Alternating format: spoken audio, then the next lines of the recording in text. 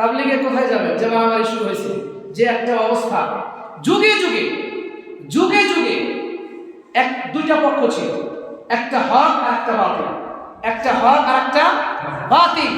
আপনি ভাগ্যবান হবেন, সৌভাগ্যবান হবেন যদি হকের পক্ষে থাকতে পারেন। কোন পক্ষে? হকের পক্ষে। যুগে যুগে আসছে, কিয়ামত পর্যন্ত হক বাতিলের লড়াই চলেছে।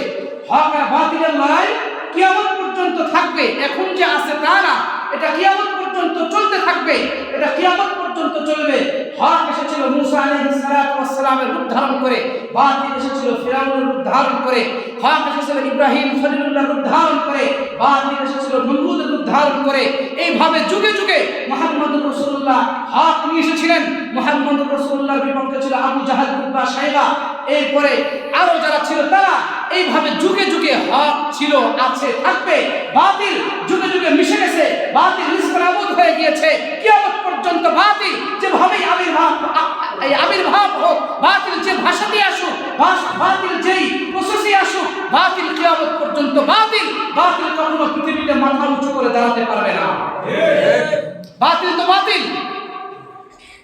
হক আর বাতিলের লড়াই আজকে নতুন না। হক আর বাতিলের লড়াই আজকে নতুন না। হক আর বাতিলের লড়াই আদম আলাইহিস সালাতু ওয়াস সালামের যুগ থেকে শুরু হয়েছে। হাবিল কাবিল এখান থেকে শুরু হয়ে আজ অবধি পর্যন্ত আছে। এখন বাতিল এসেছে মাওলানা সাদেক রূপ ধারণ করে, হক এসেছে উলামায়ে দেওবন্দের রূপ ধারণ করে। সুতরাং কখনো কোনোদিন হকের সামনে বাতিল মাথা উঁচু করে দাঁড়াতে পারে নাই। কিয়ামত পর্যন্ত বাতিল হকের সামনে মাথা উঁচু করে দাঁড়াতে পারবে না, পারবে না, পারবে না। কি মনে করছেন? ফু দিয়া উড়াইয়া দিবেন হককে? হকের মশাল প্রজ্বলিত করা, হকের বাতিকে সমুন্নত রাখা, হকের পতাকাকে সমুন্নত উঁচু করে রাখা, এই দায়িত্ব আমাদের কাঁধে না, এই দায়িত্ব স্বয়ং আল্লাহ তাআলা নিজে নিজের কাঁধেই নিয়েছেন। কোরআন হেফাজতের দায়িত্ব কে নিয়েছেন? আল্লাহ। জোরে বলেন কে? আল্লাহ। দলিল চান? দলিল আমি দিচ্ছি।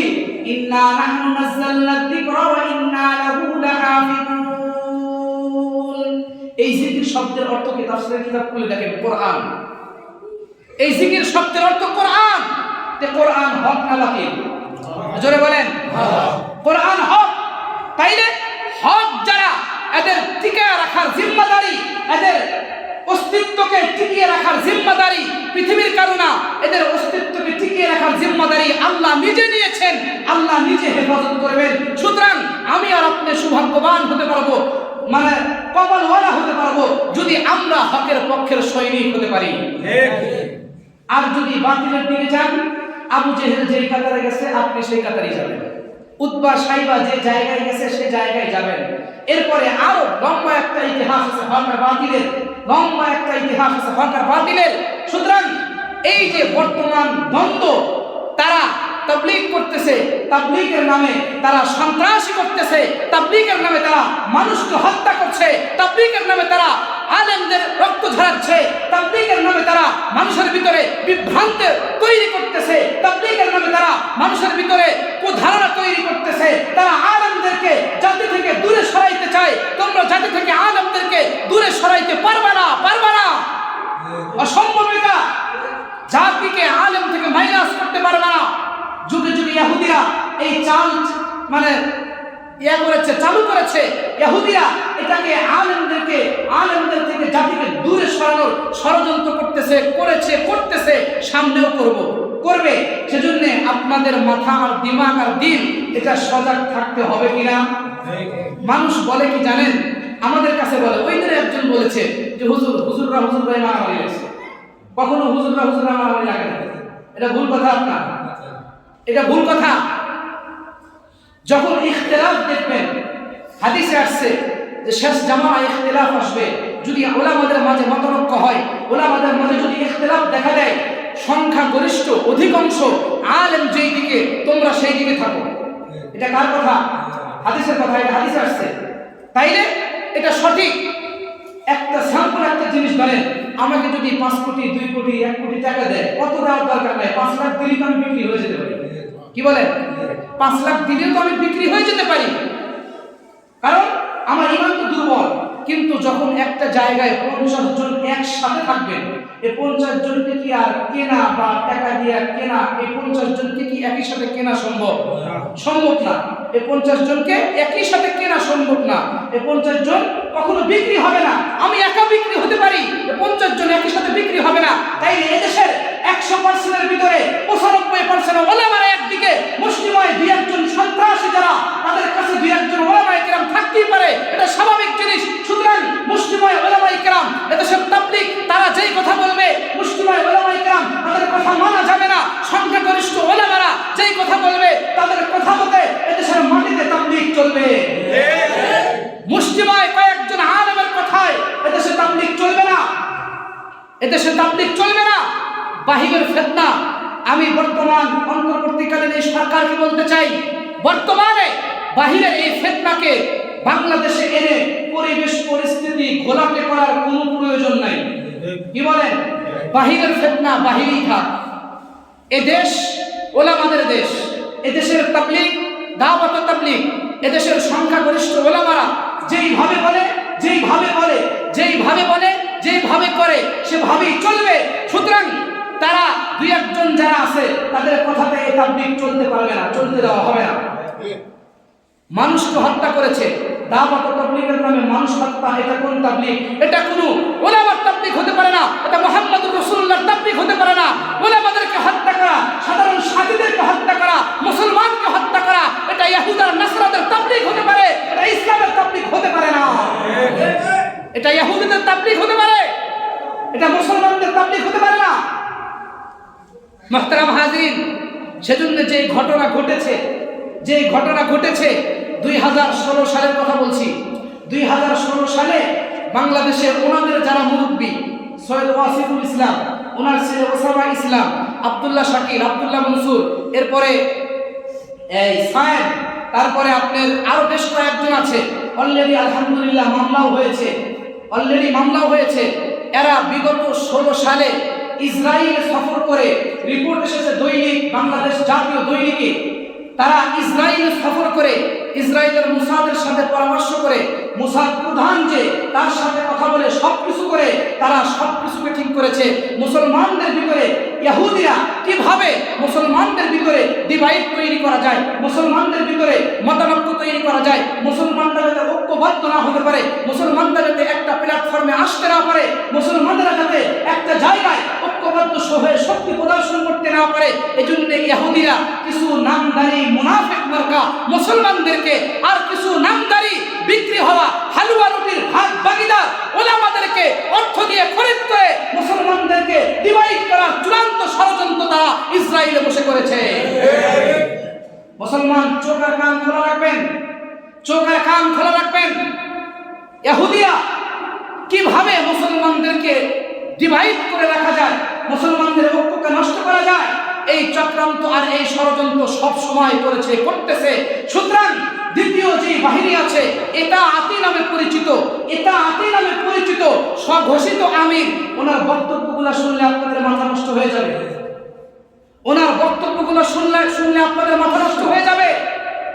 কোরআন হাদিস, সাহাবায়ে কেরাম, আম্বিয়া আলাইহিমুস সালাম, নবী রাসূলদের ক্ষেত্রে, ইসলামের একাধিক বিষয়ের ক্ষেত্রে স্বয়ং ডাইরেক্ট কোরআনের স্পষ্ট এসেছে যে বিষয়গুলা, সে বিষয়গুলোর ক্ষেত্রেও উনি ভুল ব্যাখ্যা প্রদান করেছে, ভুল বলেছে। এমনকি এই ধরনের কথা বলেছে, স্বঘোষিত আমির বলে যে আমাকে যারা আমির মানবে না তারা জাহান্নামে যাবে। আবার ওনার একজন উত্তরসূরি বা ওনার একজন অনুসারী, ওই দিন একটা লেখা দেখলাম আমি, একটা কিতাবের নাম সহ, আমাদের এক হুজুরকেও দেখিয়েছি মাদ্রাসা, তো ওইখানে লিখছে যে যারা ওনাকে আমির মানবে না তারা হলো ওয়াজিবুল কতল, তারা ওয়াজিবুল কতল, অর্থাৎ যারা ওনাকে আমির মানবে না তাদেরকে হত্যা করা ওয়াজিব। পৃথিবীতে আলেম শূন্য হয়ে গেছে। তাইলে এই ধরনের বিভ্রান্তিকর বক্তব্য দিয়া, এই ধরনের বিভ্রান্তিকর বক্তব্য দিয়া মুসলমানদের ভিতরে ঐক্য যেটা আছে সেটা নষ্ট করার চূড়ান্ত ষড়যন্ত্র করা হচ্ছে। মুহতারাম হাজিরিন, আর সাধারণ মানুষ কি বলে, আপনারা কোরআন কয়জন যারা পড়েন যারাই পড়েন কয়জন কোরআন বোঝেন বলেন তো দেখি? সূরা ফাতিহা প্রত্যেকদিন নামাজে পড়েন, অর্থ কয়জন সহিভাবে জানেন? ওই ব্যক্তি উত্তর দেয় মানে বলেছে যারা কোরআনে কারীম না বুঝিয়া পড়ে কোনো নেকি নাই, বরং ওয়াজিব তরকের গুনাহ হবে। তার মানে উনি বুঝাচ্ছেন কোরআনে কারীম মানে পড়লে ওয়াজিব তরক যদি অর্থ না বোঝে তাইলে ওয়াজিব তরকের গুনাহ হবে। তাইলে অর্থ বোঝা হলো ওয়াজিব, অথচ আমরা হাদিসে কি পাই? হাদিসে পাই হলো এটা যে কোরআনে কারীম বুঝিয়া পড়ুক আর না বুঝে পড়ুক, যে ব্যক্তি পড়ুক কোরআনে কারীম পড়লেই নেকি পাওয়া যায়। আর উনি বলতেছে কি না বুঝিয়া পড়লে ওয়াজিব তরকের গুনাহ হবে। তার মানে সাধারণ মুসলমানকেও কোরআন থেকে দূরে সরানোর ষড়যন্ত্র করে। কি বলেন? সাধারণ মুসলমান যারা তাদেরকে কোরআন থেকে দূরে কিভাবে সরানো যায় এই চক্রান্ত করেছে। এই চক্রান্ত হচ্ছে। সুতরাং পরিষ্কার করে বলছি শোনে বাংলাদেশের মুসলমান, স্পষ্ট ভাষায় বলছি, যারা তাবলীগের নামে সন্ত্রাসী কর্মকাণ্ড করছে, যারা তাবলীগের নামে মানুষকে হত্যা করছে, যারা তাবলীগের নামে মুসলমানদের ভিতরে রক্ত নষ্ট করছে, যারা তাবলীগের নামে মুসলমানদের ভিতরে বিভেদ তৈরি করতেছে, অনতি বিলম্বে অতি সত্বর তাদেরকে এই দেশের মাটিতে মানে গ্রেফতার করে তাদের সর্বোচ্চ শাস্তি দিতে হবে। গত কয়েকদিন আগেও যারা 4 জনের মতো খবর এসেছে শাহাদত বরণ করেছে, নিহত হয়েছে, 4 জন সাথী সন্ত্রাসী কায়দায় রাত্রি 3টার দিকে ঘুমন্ত এই মুসলিমদের দিকে ঘুমন্ত এই সাথীদের উপরে অপর্যপরি আঘাত করে প্রায় 4 জনকে হত্যা করা হয়েছে, 4 জনকে শহীদ করা হয়েছে। আপনারা কোন তাবলীগ করেন? এই তাবলীগ তো মুহাম্মদুর রাসূলুল্লাহ করেন নাই। এই তাবলীগ তো মুহাম্মদুর রাসূলুল্লাহ করে নাই। আপনারা তো মাথায় লম্বা জামা আছে, লম্বা টুপি আছে, সব কিছু আছে, নামাজও পড়তেছেন। কই আপনাদের নামাজ কি আপনাকে এটা শিক্ষা দেয়? আপনাদের নামাজ কি আপনাকে এটা শিক্ষা দিচ্ছে? ও ভাই, এক ব্যক্তির নাম বলছি, আব্দুল্লাহ ইবনে সাবা। কি নাম? আব্দুল্লাহ ইবনে সাবা। আব্দুল্লাহ ইবনে সাবা মুসলমানদের ভিতরে ঐক্য নষ্ট করা 1 নাম্বার ব্যক্তি যদি বলা হয় ভুল হবে না।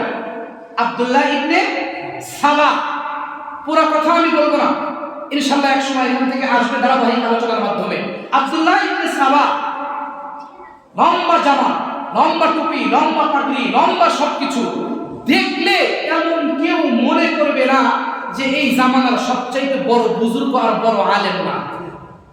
যেই দেখবে সেই বলবে এত বড় টুপি, এত বড় পাগড়ি, এত বড় জামা, এত বড় কিছু, এত কিছু, পোশাকের শান শৌকত এত ভালো, এত কিছু, আর এই লোকটা, এই আব্দুল্লাহ ইবনে সাবা, এই লোকটা এত বড় মুনাফিক। জঙ্গে সিফিন গালেবান, বিশেষ করে হযরতে হাসান হুসাইন কারবালার যে শাহাদাত আছে না, ওই ঘটনাগুলোকে কেন্দ্র করে মুসলমানদের ঐক্য নষ্ট, ওসমান গনির শাহাদাত কিভাবে হয়েছে, হযরতে আলী খিলাফত কিভাবে এসেছে, এরপরে আরো বেশ কিছু কথা এখানে আছে। সবগুলোর পিছনে একমাত্র দায়ী হলো ধর্ম, মানে কি বলে ওটাকে, ধর্ম ব্যবসায়ী, ধর্মীয় পোশাক যে পরেছে, এই 1 নম্বরের মুনাফিক আব্দুল্লাহ ইবনে সাবা। এর ইতিহাস আমি এখানে বলবো ইনশাআল্লাহ, যদি আল্লাহ আমাকে তৌফিক দান করেন। তবে আপনাদেরকে সচেতনতার জন্য বলছি, যারা মানুষকে হত্যা করেছে তাদের লেবাস পোশাক, তাদের সালাত তো দেখতে তো আমাদেরই মতো। একটা কি স্বর্ণ আর একটা স্মৃতি গোল, দুইটা কি এক? কথা বলেন না কেন? দুইটা কি এক?